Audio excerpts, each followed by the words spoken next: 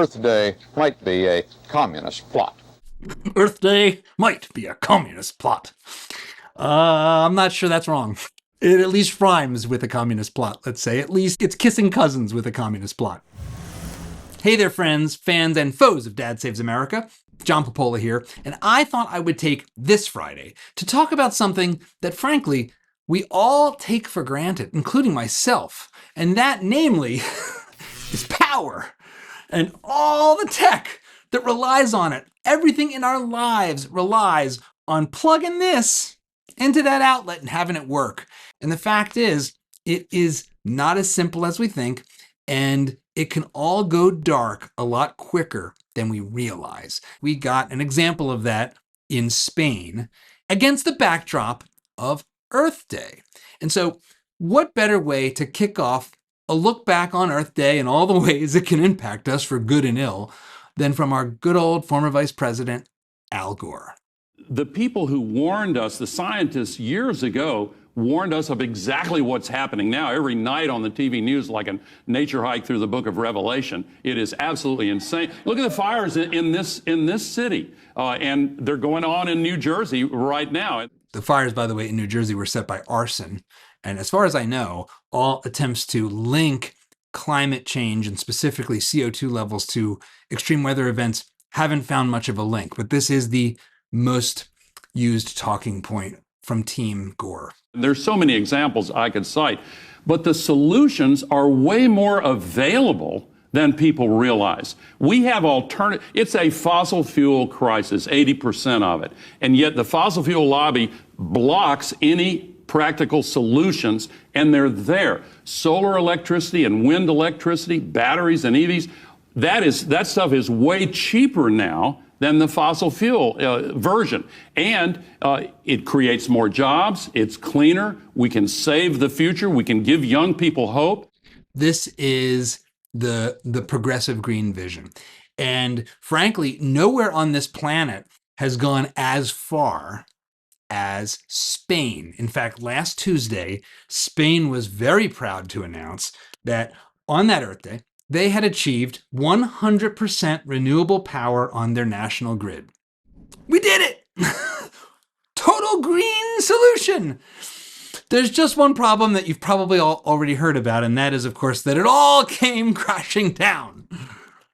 Spain and Portugal ground to a halt on Monday after an Iberian Peninsula-wide blackout delivered a stark reminder of how dependent on power modern life is. The power failure at around midday saw people trapped in lifts and stuck in metro and train carriages. As electricity failed to return, evacuations took place through tunnels and on train tracks. Phone and internet signal came and went before dropping entirely. Unable to receive news through phones or the internet, people turned to car or analog radios, if they still had them. Roads turned to gridlock with traffic lights out, and people struggled to navigate without mapping apps to guide them. With cash machines and electronic payment systems down, many large supermarkets and stores closed. Stores quickly ran out of basic provisions, with others facing losses from products unable to be refrigerated. Among the hardest hit were people dependent on home medical units, with finite backup power supplies, and those using mobility devices such as wheelchairs.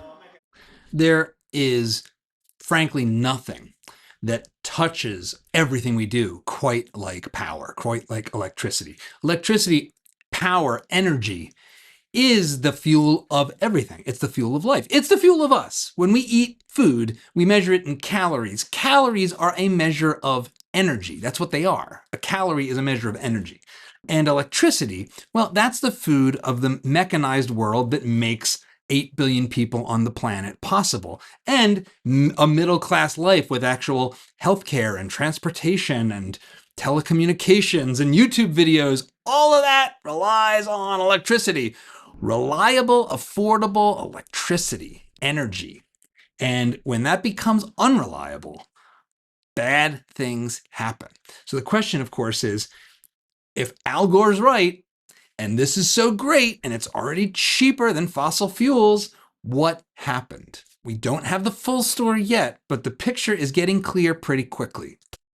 With weather fair across the area, the hunt has begun for the cause of the massive blackout, one of Europe's biggest ever power system collapses.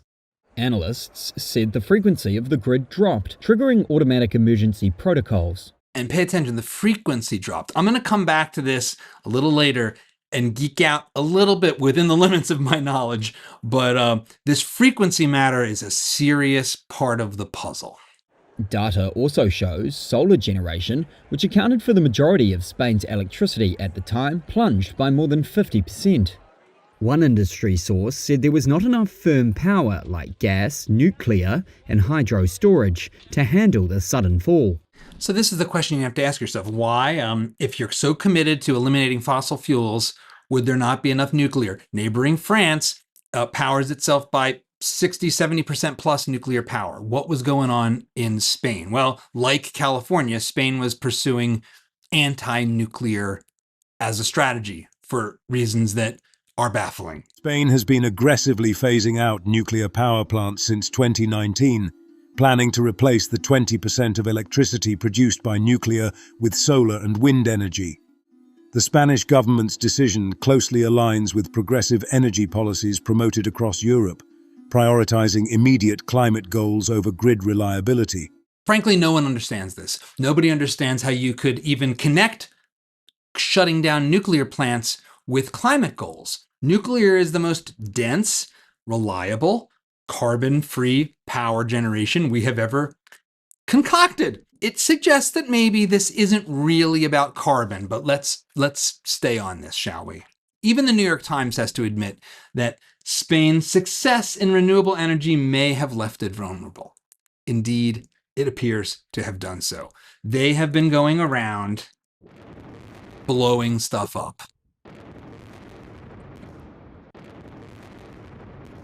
This is what progress looks like in the progressive world of energy.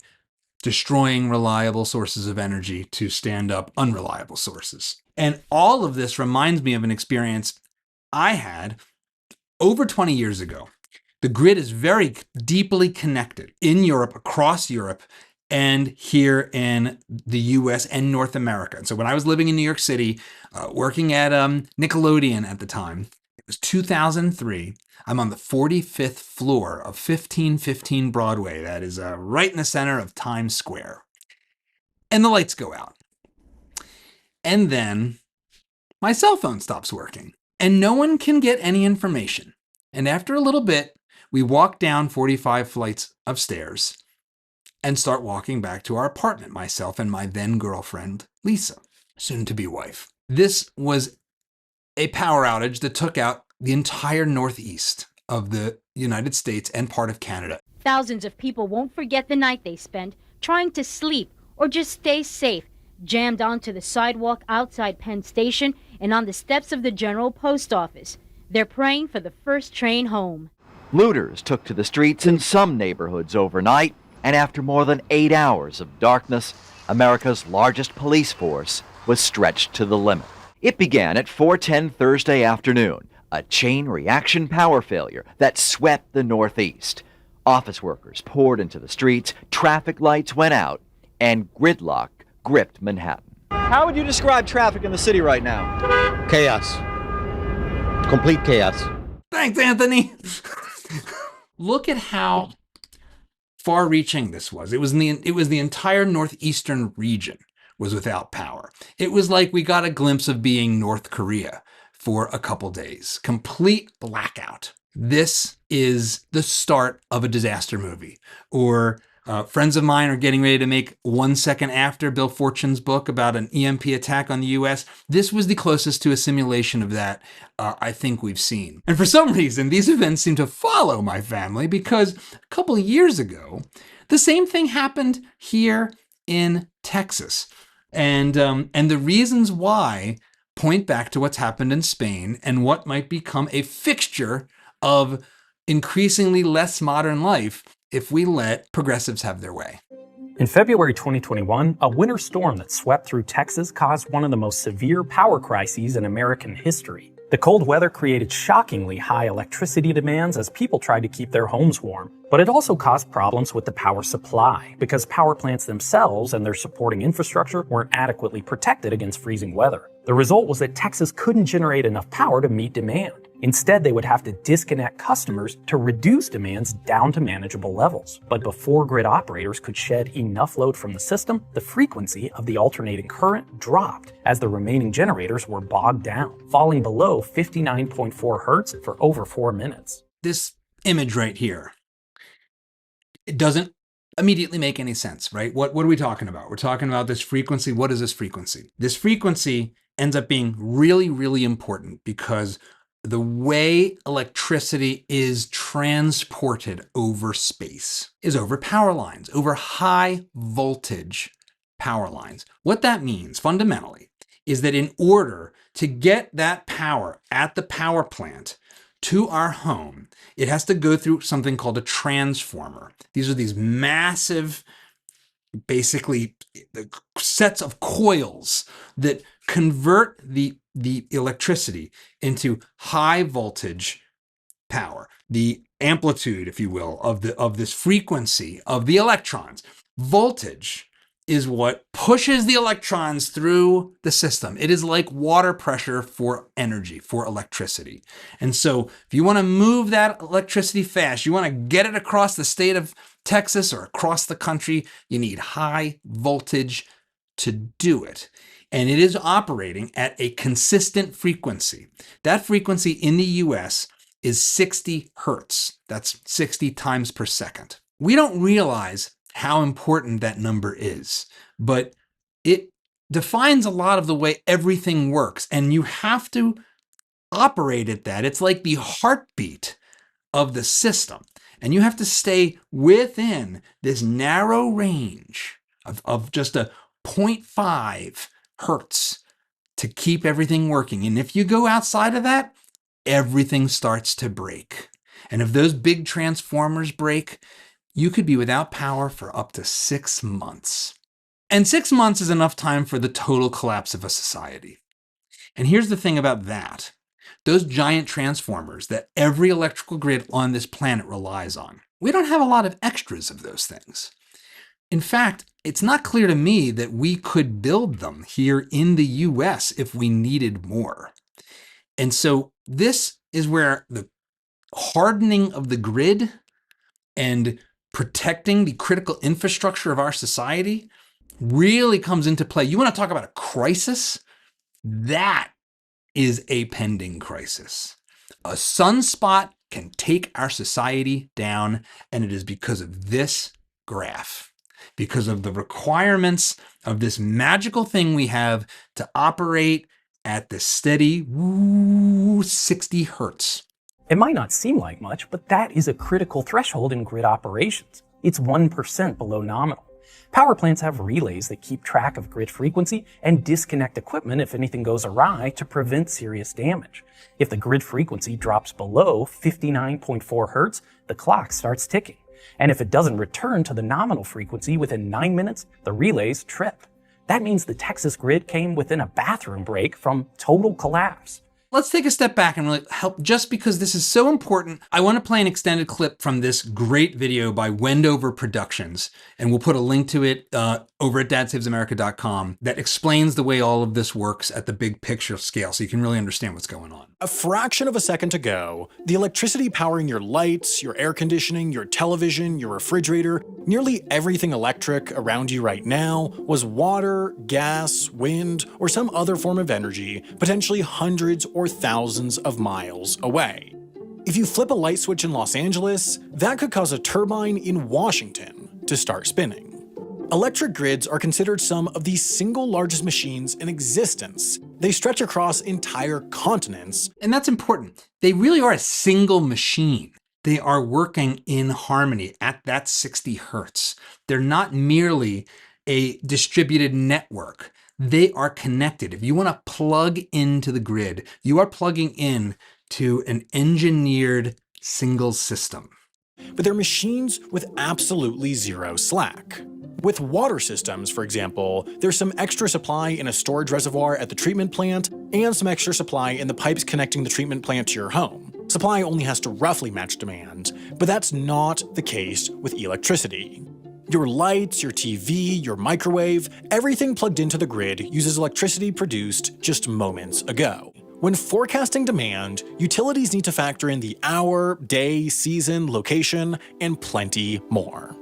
There's a scene from one of my favorite movies, National Lampoon's Christmas Vacation with Chevy Chase, where he, bam, turns on this grid of Christmas lights that he'd been working on half the movie, and the thing finally kicks on, and you see they have to click on an extra power generator to just support the rest of the city. That's what's going on. It is real time, delivered at the moment of need. It is crazy. Now, with whatever demand materializes, utilities then need to essentially instantly match supply. To do this, they layer different energy sources on top of each other. Often, the lowest layer is nuclear power. Nuclear power stations aren't designed to be able to turn off and on easily. It would take the better part of a day to shut down and start up again, so it's rather impractical to operate these in response to demand. In addition, considering how massively expensive their construction is, it would be economically inefficient to let these stations run idle. One other thing on that is a huge reason why nuclear power plants are so expensive to build is federal regulations. We have known how to do this technology for over 50 years. It works. It powers most of France. Our federal government has made it functionally impossible to build new ones. Let's not misunderstand the source of the cost when it comes to nuclear. Therefore, they'll run nearly continuously for the entirety of their service lives, except for during planned maintenance. This means they provide the most stable supply of electricity 24/7. Colorado no longer operates any nuclear power plants, but it does have 6 of the next layer: coal power stations.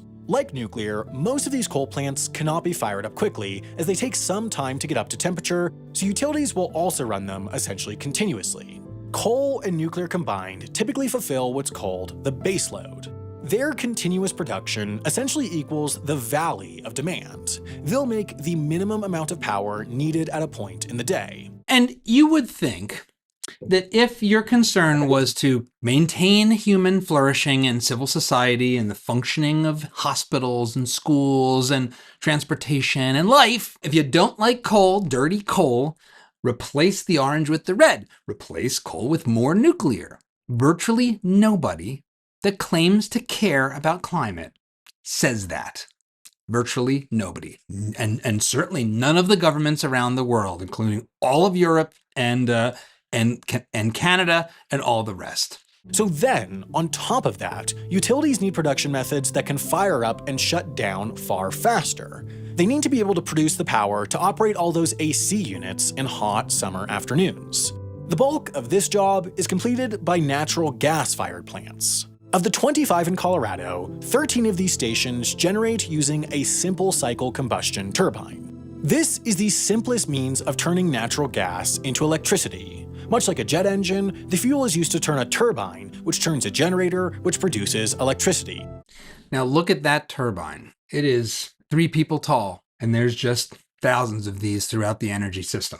Nuclear plants, coal plants, natural gas plants, they all rely on turbines. They all take combustion or heat and turn it into movement that then produces electricity through electromagnetic action. That's what's going on. The nuclear plants don't just produce energy by virtue of the atoms colliding. They produce heat that then moves turbines that then produces the electricity through the turbines and the coils of wires that then move electrons. That's technically how the electricity actually happens. More advanced natural gas power plants recover the hot exhaust to convert it into electricity too, but the startup process for these takes longer, so simple cycle stations are used for applications where speed is key.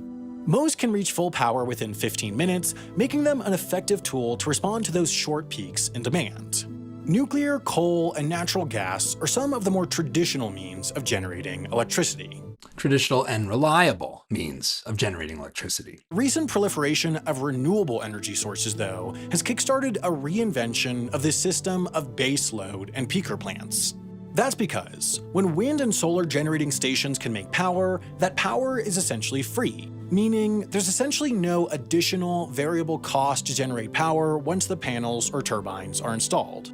That's not the case with natural gas-fired plants, for example, as the gas itself represents one of their primary costs. So this essentially creates a new bottom layer to the energy mix, but it's a bottom layer that's uncontrollably variable. And this right here is the inescapable reality of so-called renewables, or more properly understood, unreliables. They are intermittent producers of electricity, and they are doing that in an environment and with a system that needs to very tightly calibrate supply and demand and maintain it at this steady frequency. In the US, it's 60 hertz, 60 times a second. In Europe, it's 50. This video is actually at 24 frames a second. But all of television used to run at 60 frames a second, or 30 divisions of 60, because that was how the power system works. There's so many aspects of our electrified world that rely on this frequency. And solar and wind don't help you out. They give you the power when they're good and ready, when the wind is blowing and the sun is shining. And if not, too bad, time to kick on those power plants that you have to maintain alongside them in order for any of this to even work at all. One sunny, windy day could mean that a state has an excess of electricity when added to its baseload sources, while one cloudy, windless day could mean that the peaker plants have to operate at full force. Solar and onshore wind power are now some of the cheapest sources of electricity, but because they rely on natural phenomena, they can't match supply to demand the way that the traditional nuclear, coal, natural gas trifecta can. And this right here, the cheapest.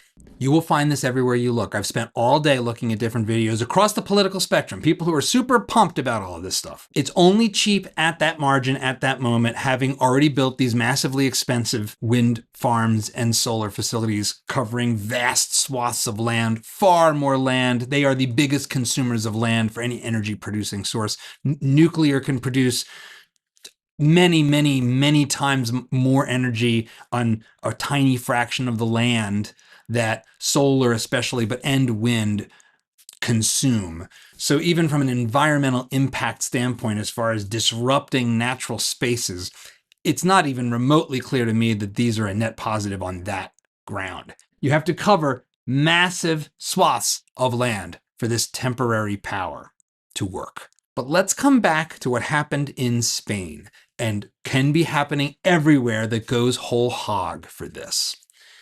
Michael Schellenberger over at Public, friend of the show, great guy. He's been covering this fantastically. He had this to write about the events. In a traditional power grid dominated by heavy spinning machines, coal plants, gas turbines, nuclear reactors, small disturbances, even from severe weather, are absorbed and smoothed out by the sheer physical inertia of the system. The heavy rotating mass of the generators, those turbines, act like shock absorbers, resisting rapid changes in frequency and stabilizing the grid. But in an electricity system dominated by solar panels, wind turbines, and inverters, these are these power converters that are solid state that are used in this more recent and more unreliable technology, there is almost no physical inertia. Those giant spinning turbines, think of it like going to the carnival and getting on one of those little spinny things that you pull. What are those things called? Like it's like the teacup. You know, you go to the Jersey Shore, you go on the boardwalk, you take your kids on. I'll try to pull up a clip that is ridiculous of me, my son, and my nephew pulling this thing. Once you get it up and running, you're spinning fast. That's inertia. That is your potential energy converted into movement. And then if you let go, it'll keep spinning for a good long time. That's the inertia in the system. The entire electricity system has been predicated on all of the sources of energy having large physical moving bodies that store energy in their movement. It is a kind of movement battery source, and it buffers the disruptions, makes it stable, makes it so life goes on, makes it so your preemies incubator doesn't shut off in the middle of the night. Most modern wind turbines are electronically decoupled from the grid. and provide little stabilizing force. Inverter-based systems, which dominate modern renewable energy grids, are precise but delicate. They follow the frequency of the grid rather than resisting sudden changes, meaning as things collapse, they collapse along with it. What did that mean for Spain? As a result, when a disturbance hit Spain's grid on April 28th, 1 week after Earth Day and their excitement about being all renewable, there was too little heavy machinery to dampen the oscillations in the system. Instead, they grew more rapidly, shaking the grid apart. Protection systems tripped offline to prevent equipment damage. Again, this stuff can blow everything up. Plants disconnected, regions split from one another, and within minutes, tens of millions of people were left without power across Spain, Portugal, and parts of France, although France had nuclear power, so they were able to get things back in order quickly. But they also unplugged from Spain, making matters worse for Spain to protect France. The underlying cause of the blackout was not weather. It was the structural fragility created by heavy reliance on inverter-based renewable energy without sufficient backup, inertia, or stabilization. This is something that doesn't get talked about. The reality of things, the reality of how cheap these energy sources are. They're not cheap. They're cheap in the most narrowly engineering, utopian way possible. There's a thing about reality that I think we as adults need to grapple with, and that is that reality is actually messy. It never goes according to plan. So there's parts of life that feel like a pure cost, and in fact are a pure cost, like your homeowner's insurance or your car insurance. You don't want to have to pay that money. It'd be cheaper to drive if you didn't need to pay for insurance. And most of the time you don't need it. You're driving along, you're not crashing into anybody, it's going fine. But that redundancy, that buffer, is what keeps you from having catastrophic costs. And that's what the wind and solar is already cheaper people fail to admit. The unreliability of these systems, the fact that they make everything so fragile, means that you go from a little bit of extra cost and in redundancy and energy loss, as each stage of energy production takes place. From a pure physics perspective, a pure electric system is actually more efficient. Electric cars lose less of their energy to heat, for example, than internal combustion engines. So there's a kind of like high school physics class level efficiency that our glorious green future pretends it's going to provide. But it is swamped by your entire country going dark for a couple days and potentially tens of thousands of people dying.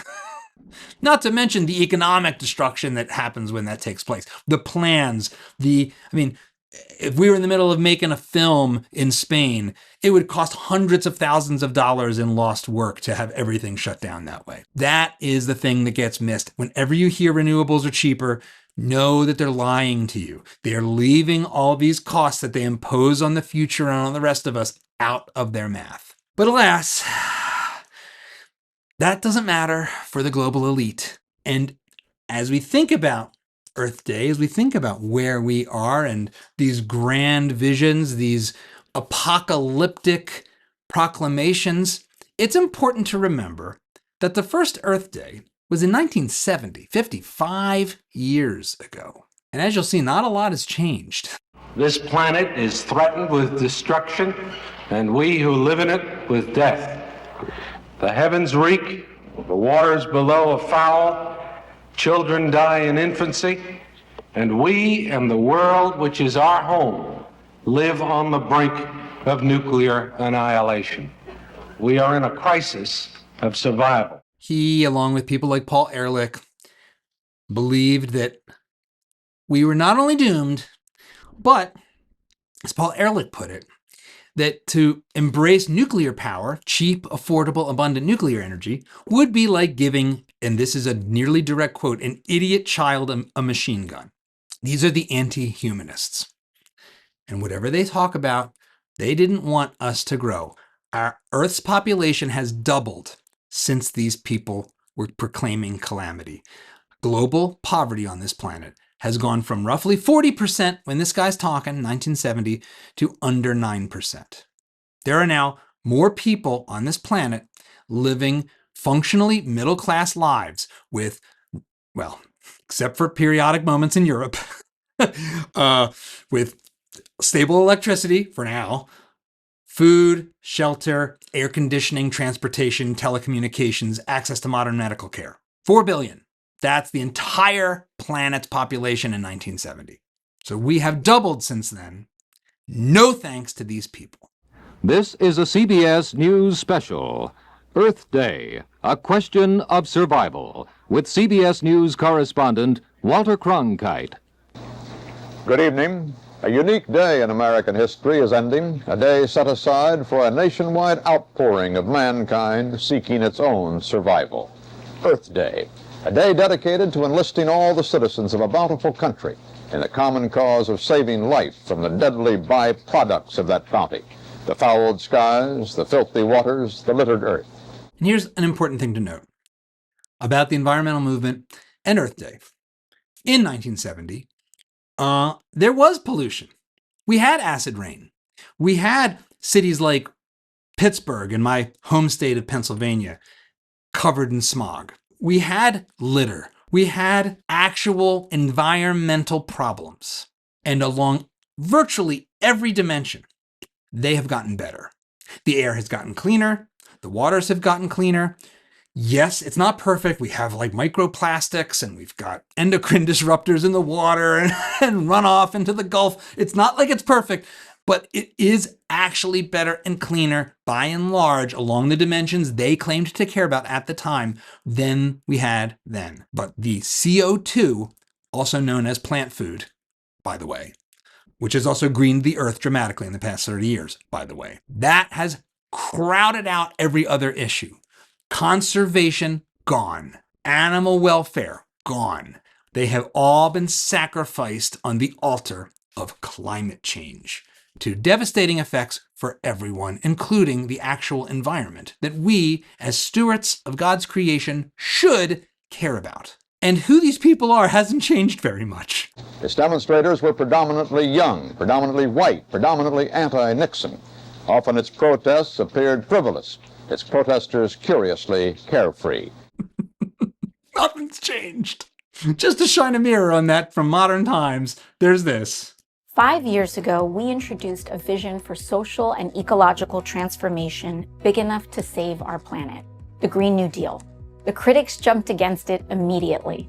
They said it was an impossible dream, too impractical, not serious enough, and they were wrong. In the last 5 years, we have made major strides in tackling the climate crisis and creating millions of jobs by building together a diverse coalition of people committed to a better future. You got that? What's been built so far? A diverse coalition of, of this.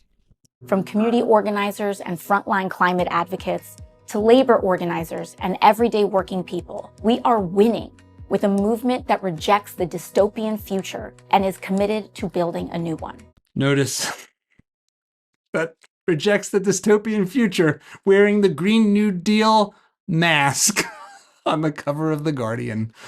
But I think there were some of us that understood what was going on all the way back in 1970. Some quarters saw more than coincidence in the fact that Earth Day occurred on the 100th anniversary of the birth of Lenin, the father of Soviet communism. A high school in Boca Raton, Florida, postponed its activities until tomorrow. And the Comptroller General of Georgia, James Bentley, sent out $1,600 worth of telegrams warning that Earth Day might be a communist plot. Earth Day might be a communist plot. I'm not sure that's wrong. It at least rhymes with a communist plot, let's say. At least it's kissing cousins with a communist plot. But let me know what you think. Have I gone off the rails? Am I just a climate denier? Or is there more to the story, perhaps? I have, once again, combined and compiled all the links that I've used to get this set up. Head over to dadsavеsamerica.com where you can check it out. They're not all a bunch of right-wing crazy people. A lot of them are very moderate, reasonable people because this stuff is physics, and so you can't get around the math. But I hope you can get around in whatever car you drive, electric or otherwise, and have a great weekend.